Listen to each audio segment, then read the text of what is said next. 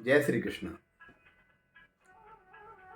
बंधुओं, श्री कृष्णचंद्र आनंद कंद के स्वरूप के वर्णन करने की न तो मेरे अंदर इतनी योग्यता है, ना ही क्षमता है कि मैं उनके स्वरूप का किंचित मात्र भी वर्णन कर सकूं। सतगुरुदेव भगवान की कृपा से, संतों के आशीर्वाद से भगवान के स्वरूप का जो दर्शन हुआ है, उस दर्शन की कृपा से कुछ कहने का प्रयास कर रहा हूं। इसमें जो भी कुछ त्रुटि हो उसको आप सहृदय भक्तजन क्षमा करेंगे, ऐसी प्रार्थना करता हूं। भगवान श्री कृष्णचंद्र आनंद कंद के पड़पोते श्री वज्रनाभ जी के हृदय में एक उत्कंठा उदय हुई कि हमारे परम पूज्य प्रपितामह श्री कृष्णचंद्र आनंद कंद ने जहां पर लीलाएं की, जहां पर रास किया और पूरे जीवन जिसका वर्णन करते रहे, उस स्थान को देखा जाए। वो कितना भव्य होगा, कितना दिव्य होगा वो स्थान। तो उनके हृदय में ये जिज्ञासा उत्पन्न हुई।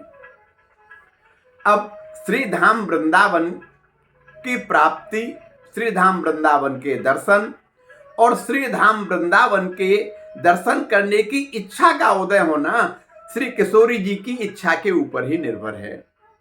जब तक श्री किशोरी जी नहीं चाहेंगे, श्री धाम वृंदावन के दर्शन कोई कर ही नहीं सकता।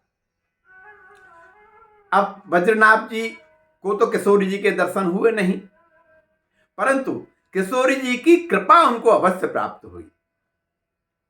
भगवान श्री कृष्णचंद्र के ब्रज गमन के 100 वर्ष पश्चात जब कुरुक्षेत्र में सूर्य ग्रहण के अवसर पर एक ऐसा सुअवसर आया कि जब समस्त ब्रजवासी और एवं समस्त द्वारकावासी एक जगह कुरुक्षेत्र में इकट्ठे हुए, तो भगवान श्री कृष्णचंद्र आनंद कंद के साथ में जो द्वारकावासी थे, जो उनके परिजन थे, भगवान श्री कृष्णचंद्र ने कृपा करके वज्रनाभ जी की माता जी को श्री किशोरी जी की सेवा में लगाया। और वज्रनाभ की माता जी बड़ी भक्तमती, बड़ी सरल हृदया, उनकी कोख में श्री वज्रनाभ जी पल रहे थे, अर्थात गर्भ में थे। जैसे ही श्री किशोरी जी का आगमन हुआ, पूर्ण रूप से हाथ जोड़कर नतमस्तक हुए, उनके सामने खड़ी हुई उस युवती पर जब दृष्टि पड़ी श्री किशोरी जी की, तो मन में बड़ी सुखद अनुभूति हुई। श्री किशोरी जी ने उनको ऊपर से नीचे तक निहारा, देखा और अपनी कृपा दृष्टि उनके उदर पर डाली, जहां श्री वज्रनाभ जी महाराज गर्भकाल में विराजमान थे। तो श्री जी की कृपा गर्भकाल में ही प्राप्त कर चुके थे, इसलिए उनके मन में श्री धाम वृंदावन के दर्शन की उत्कंठा उदय होना स्वाभाविक है। जब अपनी पूज्य दादी जी के साथ श्री धाम वृंदावन पधारे, तो उन्होंने श्री धाम वृंदावन की खोज कैसे की जाए, श्री धाम वृंदावन को कैसे पहचाना जाए, इसमें उनके जो कुल गुरु थे सांडिल्य मुनि, उनके परामर्श से श्री धाम वृंदावन खोजा गया।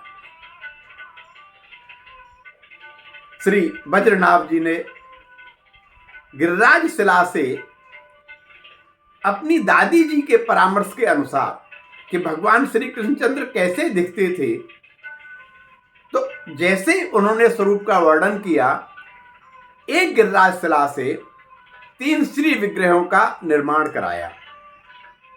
भगवान श्री कृष्ण के जो 3 श्री विग्रह गिरिराज शिला से श्री वज्रनाभ जी के द्वारा निर्माण कराए गए, जिनमें श्री गोविंद देव जी, श्री राधा गोपीनाथ जी एवं श्री मदन मोहन जी। जब वज्रनाभ जी ने अपनी माता जी को श्री गोविंद जी का स्वरूप के दर्शन कराए, तब उन्होंने कहा कि हाँ, भगवान कृष्ण ऐसे ही दिखते थे जैसा इनका मुखारविंद है।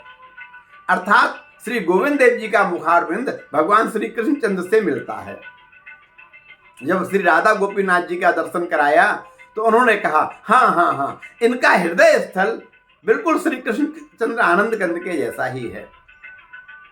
और जब उनको मदन मोहन जी के श्री विग्रह का दर्शन कराया तब उन्होंने कहा कि हाँ, इनके चरणारविंद भगवान श्री कृष्ण के चरणारविंद जैसे ही हैं।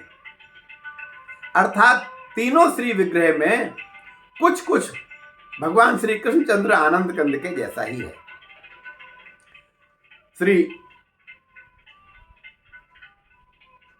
राधा गोविंद जी, श्री राधा गोपीनाथ जी, श्री मदन मोहन जी श्री धाम वृंदावन में प्रतिष्ठित किए गए और समय का काल परिवर्तित हुआ। श्री धाम वृंदावन पुनः लुप्त हो गया। जब श्री चैतन्य महाप्रभु के शिष्यों ने आकर श्री चैतन्य महाप्रभु के परामर्श से श्री धाम वृंदावन को पुनः उद्भासित करने का प्रयत्न किया, तब वृंदावन के निकट गोमा टीला में उनको श्री राधा गोविंद जी देव जी की प्रतिमा प्राप्त हुई, श्री रूप सनातन गोस्वामी जी को। मानसिंह प्रथम ने श्री गोविंद देव जी का मंदिर का निर्माण कराया और गोविंद देव जी का जब निर्माण कराया तो वो बड़ा अद्भुत मंदिर था, बहुत विशाल मंदिर था। इसी प्रकार श्री मदन मोहन जी के मंदिर का निर्माण हुआ। सनातन गोस्वामी जी की कृपा से उनके शिष्य खत्री महाशय ने श्री मदन मोहन जी के मंदिर का निर्माण कराया।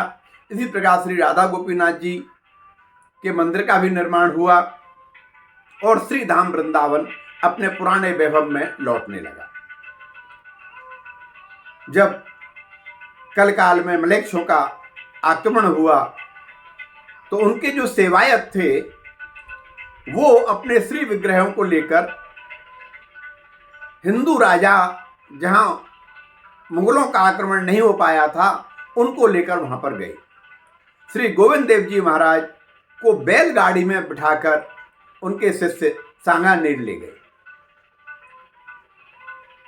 वहां पर जो वहां के राजा थे उन्होंने श्री गोविंद देव जी के मंदिर को पुनः जयपुर में प्रतिष्ठित किया और वो आज जो वृंदावन के मूल ठाकुर हैं श्री गोविंद देव जी महाराज, वो आज जयपुर में विराजमान हैं और राजवंश के जो वंशज हैं राज परिवार के, वो उनके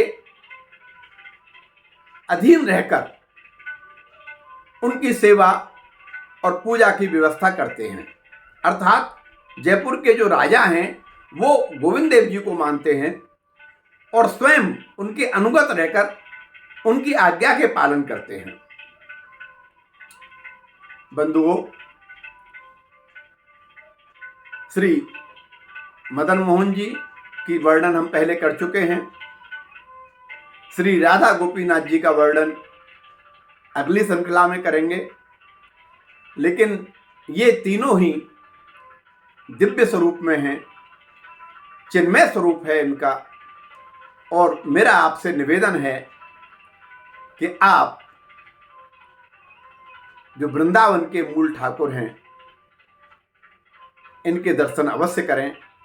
वर्तमान में श्री राधा रमण जी वृंदावन में ऐसे ठाकुर हैं कि जिनका संपूर्ण अंग भगवान श्री कृष्णचंद्र आनंद कंद के जैसा ही है।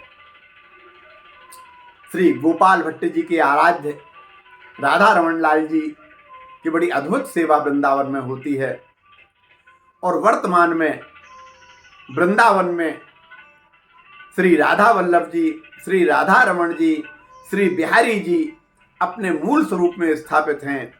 अन्य देवता, अन्य जो श्री विग्रह हैं ठाकुर जी के, वो दूसरे दूसरे जगह पर विराजमान होकर अपनी लीलाओं का रसास्वादन अपने भक्तों को करा रहे हैं। तो मेरा आपसे निवेदन है कि आप जब भी श्री धाम वृंदावन पधारें, वर्तमान में वहाँ पर श्री राधा वल्लभ जी, श्री राधा रमण जी और श्री बांके बिहारी लाल जी अपने मूल रूप में स्थापित हैं। आप उनके दर्शन करें, उनका आनंद लें और किशोरी जी से प्रार्थना करें, हे किशोरी जी, हमको अपने चरणों का दास बनाइए, हमको श्री धाम वृंदावन में वास दीजिए। इससे आपका कल्याण होगा और ये हमको मनुष्य जो स्वरूप मिला है भगवत कृपा से, इसके उद्देश्य की पूर्ति होगी। जय श्री कृष्ण।